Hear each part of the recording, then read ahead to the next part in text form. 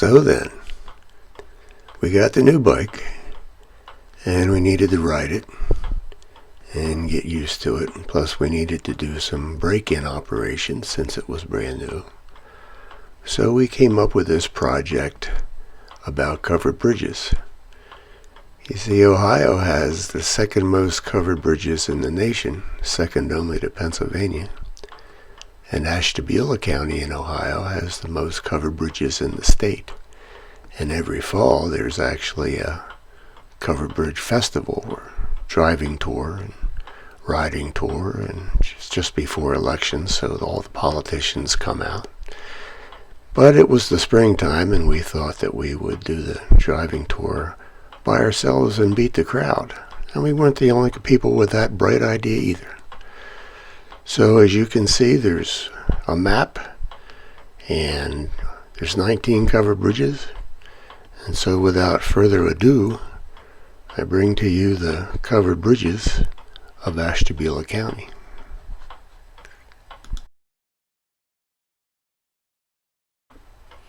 Okay then. Now the first bridge that we visited is not too far away from the house here. It's called the Windsor Mills Covered Bridge, and it was built in 1867. It's got an 11-foot 3-inch clearance, and it's 120 feet long. And it's located in a good Amish country, picturesque area of the county, and since it is Amish country, you kind of gotta watch where you walk. It's a town lattice design, and they call that town lattice because Ethiel Town was the name of the engineer that patented this particular design of bridge construction back in 1820. It's got two different kinds of abutments underneath. One is sandstone that's quarried nearby, and the other is made out of creekstone. It's kind of unusual because there's two different types of construction and two different stones. Now, the bridge was renovated in 2002 and 2003 and opened the traffic then, and it's also registered in a list of historic places in the National Register. And the bridge spans Phelps Creek, which is a tributary to the Grand River, which flows into Lake Erie.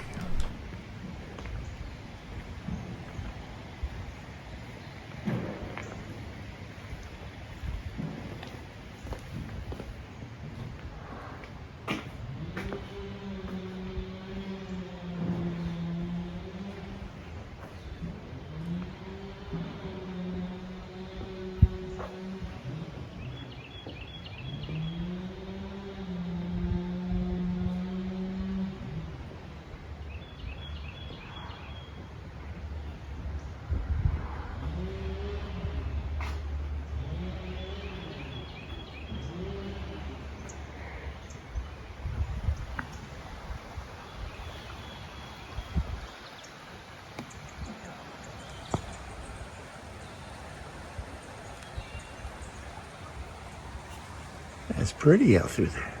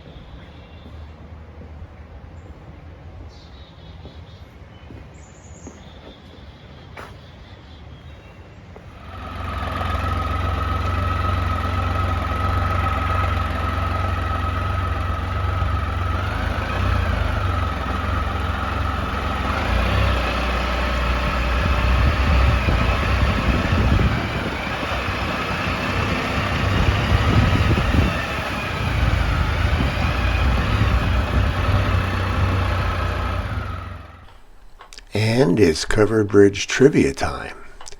Why are covered bridges covered?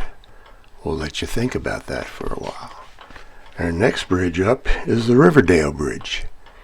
and it is 114 feet long with a clearance of 9 feet 6 inches. And it's also a town lattice design, and it actually sits high above the Grand River, which you can see there. Although it could use a paint job, huh? So this bridge was initially built in 1871. Center steel bracing was added in 1945, and in 1981 the floor was rebuilt, and glue laminated girders were added to the interior. So this kind of creates a bridge within a bridge, which narrows down the passageway through the bridge. And the east end of the bridge washed out in 1987, and a new concrete abutment was added.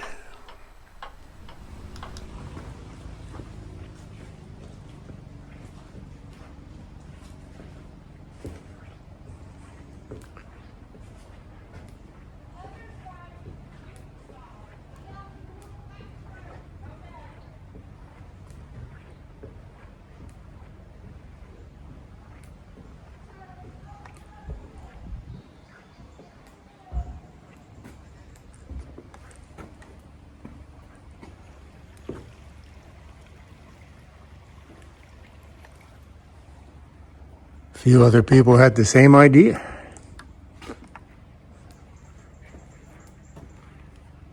Run around on a Saturday looking at covered bridges.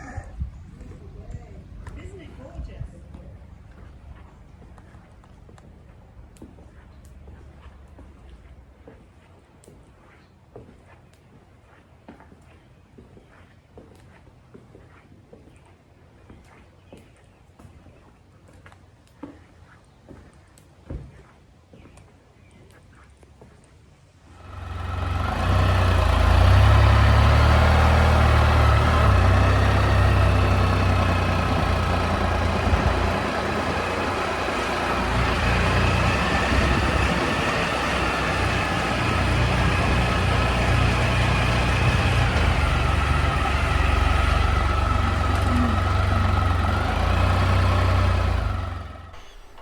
Okay then. The next bridge up is the Mechanicsville Bridge, located in Mechanicsville Road in Geneva, and it's got a 10-foot clearance, but it is the longest single-span covered bridge in Ashtabula, and it spans 156 feet. It's a Howe truss bridge. Now, William Howe was another engineer from Massachusetts that came up with a design of verticals and diagonals members of the bridge, where the vertical members are in tension and the diagonal members are in compression, for all you engineers out there. And this particular bridge is a Howe truss with arch, and it was built in 1867. And take a look at the arch. It's 15 layers of 2x8 lumber, and it's encased by large steel beams which form the X's of the Howe truss. And this is believed to be the oldest of the county's bridges, and it was renovated in 2003.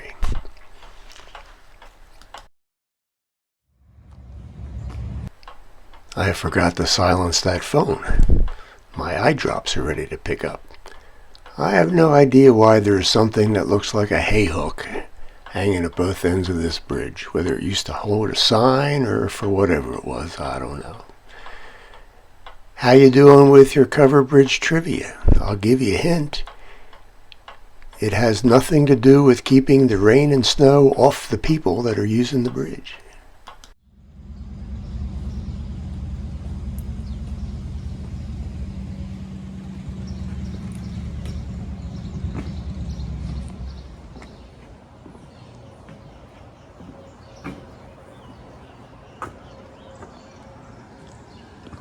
Ashtabula County's oldest tavern, right across the street. A couple Harleys just pulled in there.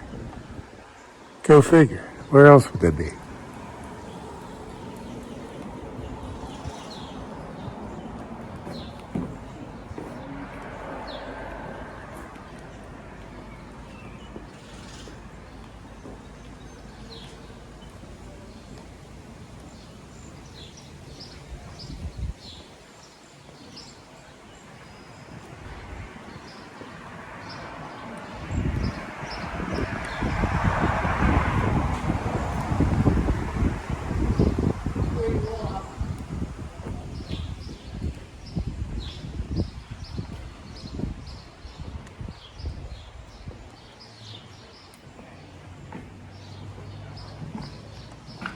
Don't know what that thing is over there.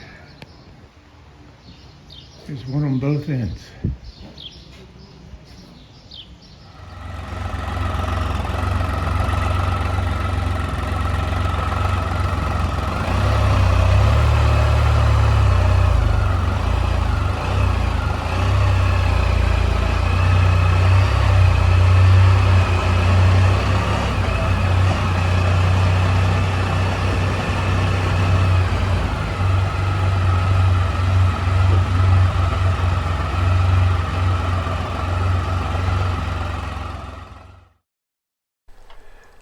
Now, the Harpersfield Cover Bridge is currently being disassembled and rebuilt.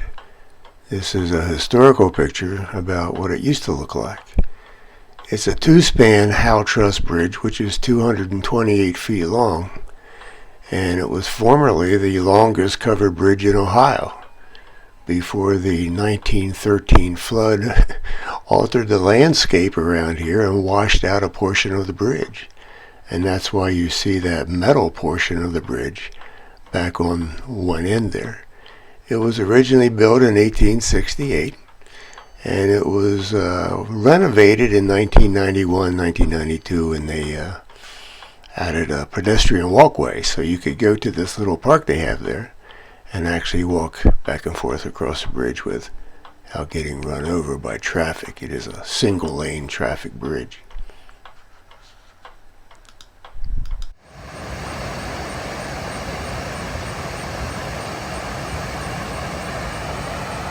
So we're back here at the Harpersfield Bridge after its renovation. It was finished in 2024. We couldn't get here in 2025. So here it is in 2026. New bridge, new supports. And they even replaced the dam behind the bridge. We'll go over there and talk more about why that dam is here in just a couple of minutes as we take our stroll across the Harpersfield Cover Bridge.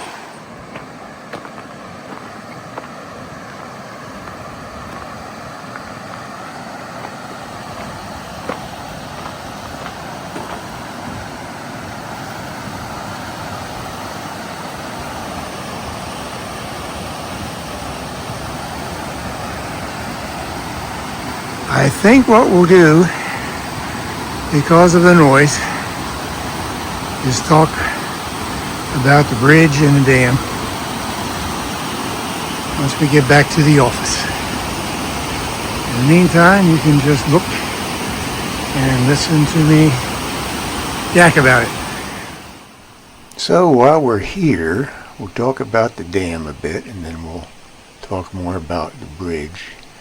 It's not really a dam per se, as far as it doesn't do any kind of power generation or flood control function.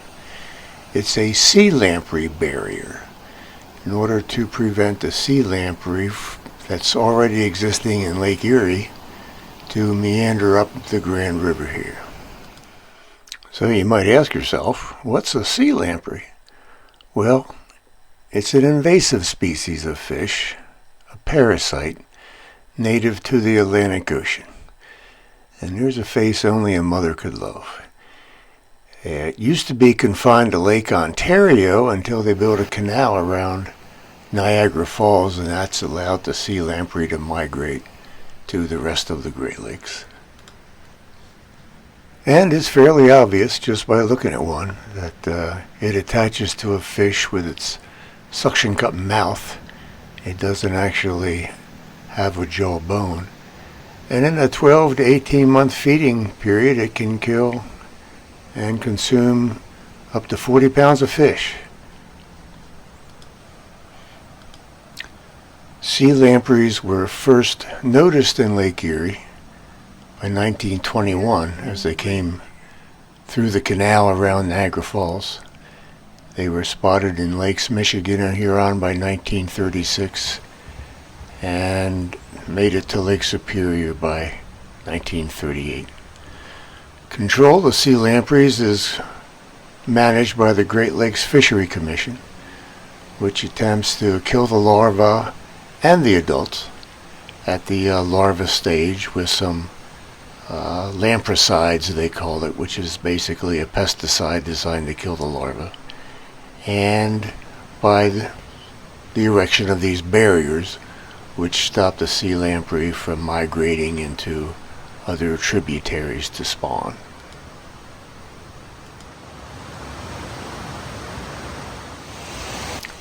So, back to the bridge.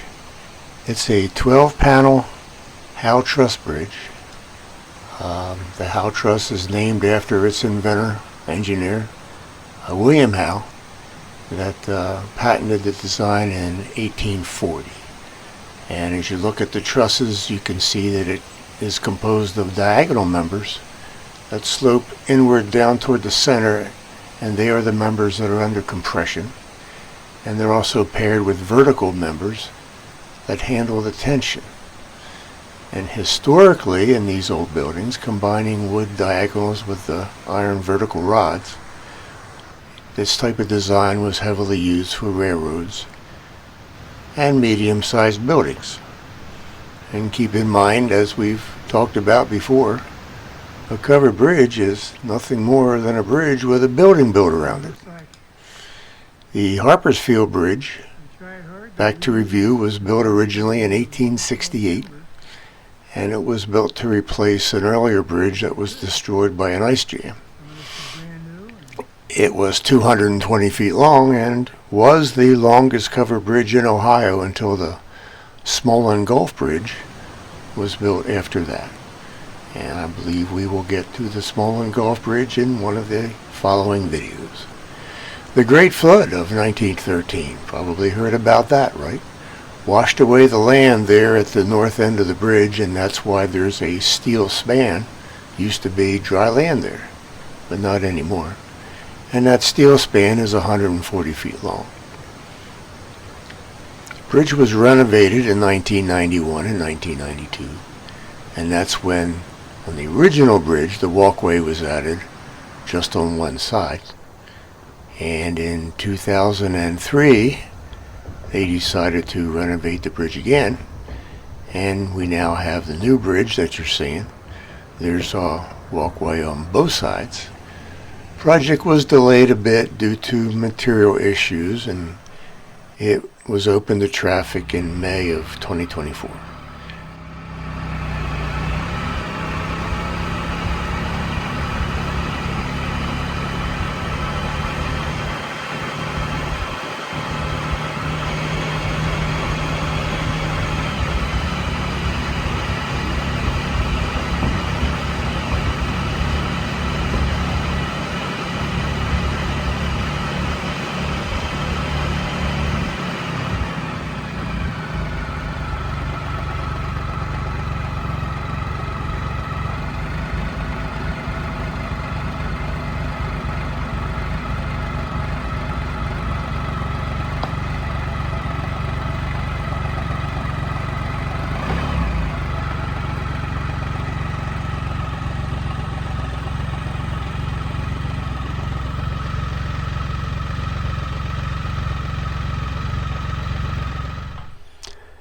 Now what we have here is the shortest covered bridge in all of the country.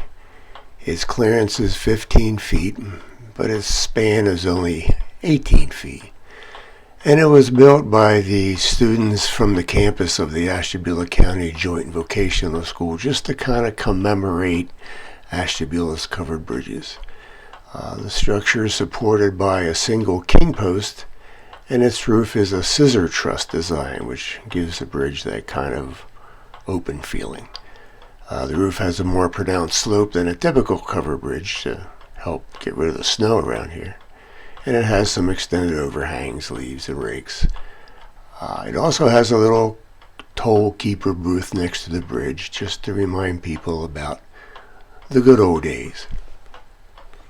And the timber for the bridge was donated by local farmers, and it was all locally grown and done by the students at the school.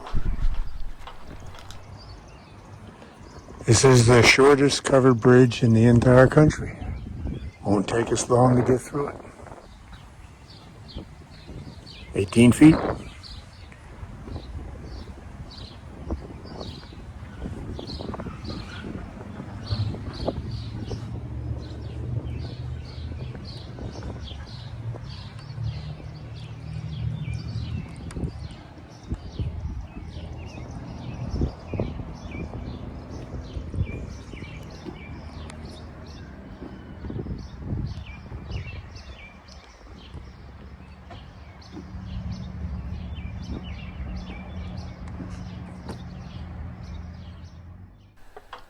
This is one of my favorite pictures of this whole project. Now this bridge is the Doyle Road Bridge in Doyle Road in Jefferson. And it's 94 feet long, and it's a town lattice design. It was built in 1868, and it spans the Mill Creek, which is a tributary to the Grand River. The bridge was renovated in 1987. As you can see when we go through it, that's when the laminated arch was added. And so this bridge was the end of our first day of our Ashtabula County covered bridge tour. We didn't do them all in one day. We did these on day one.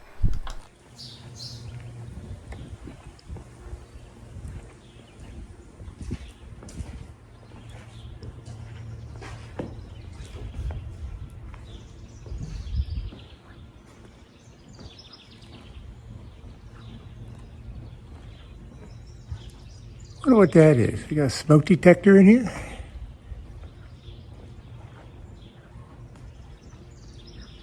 Or are they lights?